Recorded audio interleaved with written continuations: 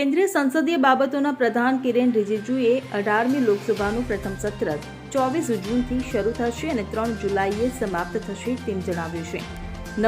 9 દિવસના વિશેષ સત્ર દરમિયાન લોકસભાના અધ્યક્ષની પસંદગી કરવામાં આવશે અને સંસદના નવા સભ્યો શપથ લેશે. આ દરમિયાન રાજ્યસભાનું 264મું સત્ર 27 જૂનથી 3 જુલાઈ 2024 દરમિયાન યોજાશે. રાષ્ટ્રપતિ દ્રૌપદી મુર્મુ 27 જૂને બંને ગૃહોની સંયુક્ત બેઠકને સંબોધન કરશે. તેઓ આગામી 5 વર્ષ માટે નવી સરકારના રોડમેપની રૂપરેખા તૈયાર કરી શકે છે.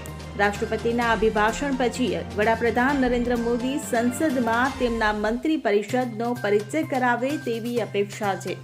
સત્રના પ્રથમ 3 દિવસ દરમિયાન નવા ચૂંટાયેલા સાંસદો શપથ લેશે અને લોકસભાના અધ્યક્ષની પસંદગી કરાશે.